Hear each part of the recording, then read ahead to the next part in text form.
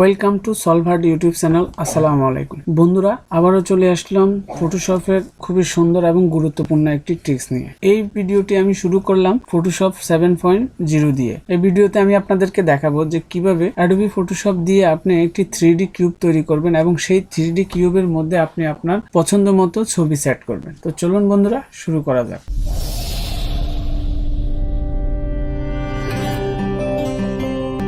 তো বন্ধুরা, এখন আমি একটি নিউ পেজ নিব। সর্বপ্রথম আমাকে একটি নিউ পেজ নিতে হবে। তো ফাইল থেকে এই যে নিউতে ক্লিক করবেন।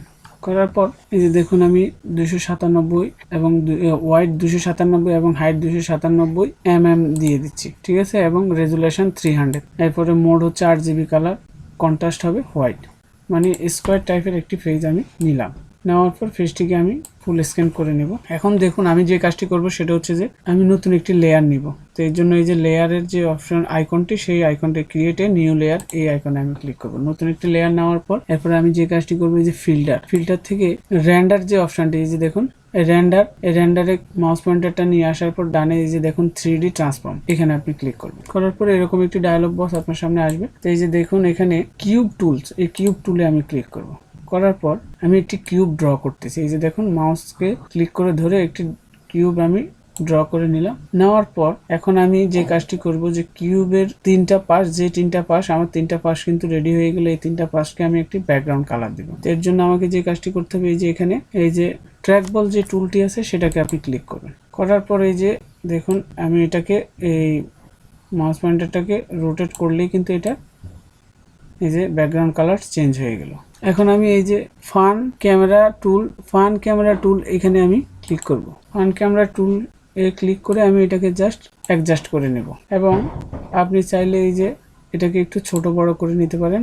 এই দেখুন, তো দেখুন আমি প্রথমে কিউব নিলাম। কিউব নেওয়ার পরে ট্যাগ বল দিয়ে এটাকে ব্যাকগ্রাউন্ড কালার নিলাম। তারপরে মুভ করার জন্য ফান ক্যামেরা টুল দিয়ে সেটা করে নিলাম। তারপরে দেন ওকেতে আপনি ক্লিক করবেন। তো দেখুন আমার কিন্তু একটি 3D কিউবের তৈরি হয়ে গেল। এখন আমি যে কাজটি করব, এই যে 3D কিউবের তিন পাশে আমি তিনটা ছবি সেট করে নেব। তো এর জন্য আমাকে ছবিগুলোকে আগে ওপেন করতে হবে। তো এই যে ফাইল থেকে আপনি ওপেনে ক্লিক করবেন। তো দেখুন আমি আগে থেকে তিনটা ছবি রেডি করে রেখেছি। এই তিনটাকে আমি সিলেক্ট করে জাস্ট ওপেনে দিলাম। তো দেখুন আপনার এই যে ছবিগুলো কিন্তু নির্দিষ্ট সাইজ থেকে একটু বড়। এর জন্য আমাকে প্রথমে মার্ক টুল দিয়ে ছবির নির্দিষ্ট একটা অংশ আমি নিব। তো এর জন্য এই যে মার্ক টুলে ক্লিক করলাম। করার পরে যে দেখুন আমি ছবির এইটুকু অংশ নিব। তো মার্ক টুলে ক্লিক করার পর মার্ক করার পর ছবির নির্দিষ্ট একটা অংশ মার্ক করার পরে এই যে মুভ টুলে আপনি ক্লিক করবেন। করার পর জাস্ট এই ছবির এই অংশটুকুকে ধরে আপনি 3D কিউবের যে পেজ, সেই পেজের উপরে মুভ করবেন। তো দেখুন ছবিটির সাইজ একটু বড়। এখন আমি যে কাজটি করব, ছবিটিকে ট্রান্সফর্ম করে নেব। তো এর জন্য কিবোর্ডের কন্ট্রোল টিতে আমি ক্লিক করব। করার পর প্রথমে শিফট এবং অল্টার ধরে ছবিটির সাইজ একটু বড়, সেটাকে একটু ছোট করে নিচ্ছি চারদিক থেকে। তারপরে যে কাজটি করব, এই ছবির উপরে ট্রান্সফর্ম থাকা অবস্থায় রাইট বাটনে ক্লিক করে ডিস্ট্রোট করে নেব। ডিস্ট্রোট করে নেওয়ার পর এই যে দেখুন এই ছবিটাকে আমি এই পাশে সেট করব। তো এখানে রাখার পর এই নিচের এই অংশটিকে টেনে ধরে ঠিক এই অংশে মিলিয়ে দিলাম। তারপরে এই অংশটিকে ধরে এবং এই অংশটিকে ধরে এই মাথার সাথে মিলিয়ে দিতে হবে। মানে দেখুন আমার একটি 3D কিউবের এক পাশে কিন্তু আমার একটি ছবি সেট করা হয়ে গেল। এখন আমি অন্য আরেকটি ছবি নিব। এই ছবিটি নিব আমি। এখন দেখুন আমার এক পাশ কমপ্লিট হলো। এখন আমি এই অংশে এই ছবিটাকে সেট করব। এখন এই ছবিটাকেও অ্যাকুরেটভাবে মার্ক টুলটা সিলেক্ট করে ছবির নির্দিষ্ট একটা অংশ মার্ক করে নিব।